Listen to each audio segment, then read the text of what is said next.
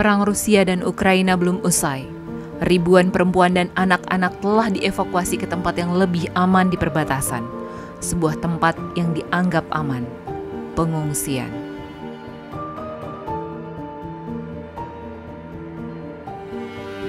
Pengungsian yang selayaknya memberi keamanan dan kenyamanan sementara dalam situasi darurat. Namun pada kenyataannya memberikan rasa takut dan membuat trauma yang semakin mendalam bagi perempuan dan anak.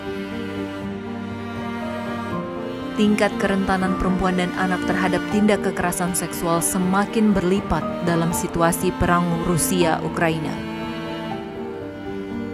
Jika kekerasan seksual terjadi, maka perempuan dan anak akan merasakan ketidakadilan, kesengsaraan, atau penderitaan secara fisik, seksual, dan psikologi.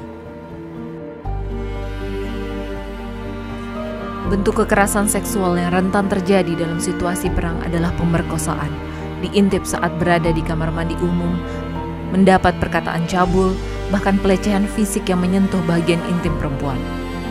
Hal ini menyebabkan kecenderungan korban untuk menarik diri dari lingkungan sosialnya, yang kemudian membuat korban sulit untuk memenuhi kebutuhan pribadinya dan menjalankan kembali keberfungsian sosialnya.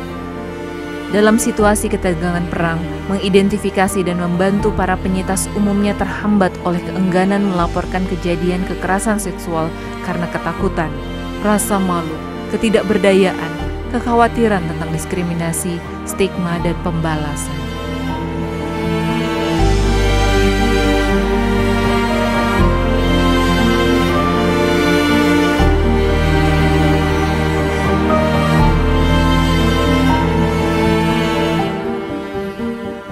Tidak jarang penyintas menjadi kurang kepercayaan untuk membuka diri termasuk pada tenaga medis dan psikolog. Hal ini menyebabkan jumlah insiden yang sebenarnya mungkin jauh lebih tinggi dari yang dilaporkan.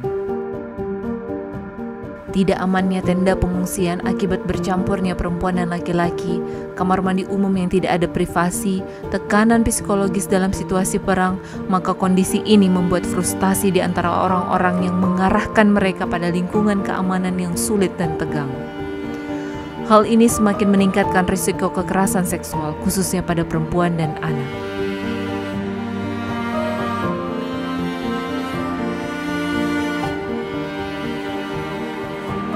Potensi yang lebih dalam lagi dapat terjadi di antara kamp pengungsian perempuan dan anak bagi warga Ukraina. Hal ini haruslah menjadi perhatian dunia untuk membantu dan mengambil langkah strategis dalam mencegah terjadinya kekerasan seksual. Langkah-langkah yang dapat dilakukan oleh pemerintah untuk mengurangi risiko kekerasan dan melindungi perempuan dan anak adalah: 1. Alokasi tempat penampungan yang tepat. Pemisahan gender harus diperhatikan untuk menghindari perempuan dipaksa untuk berbagi tempat tinggal dengan laki-laki yang tidak dikenal. Kedua, memastikan pemisahan gender, keamanan, dan pencahayaan di area toilet atau kamar mandi umum. Ketiga, perbaikan kondisi dan layanan, termasuk dukungan medis dan psikososial dan mediasi budaya. 4. Meningkatkan kehadiran dan patroli petugas keamanan, termasuk dengan tambahan petugas keamanan perempuan. Kelima, lebih banyak penerangan di tempat umum. Keenam, peningkatan upaya untuk mengurangi kepadatan, terutama melalui transfer yang berkelanjutan dan meningkat.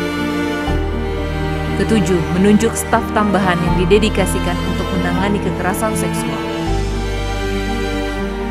Kedelapan, meningkatkan kegiatan peningkatan kesadaran atas pencegahan kekerasan seksual. Kesembilan, meningkatkan asupan gizi yang baik dan pemenuhan kebutuhan fisik dan psikologis yang merata.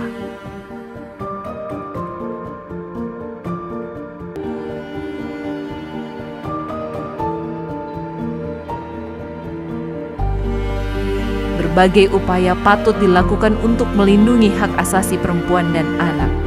Namun hal yang lebih penting atas nama kemanusiaan, hentikan perang.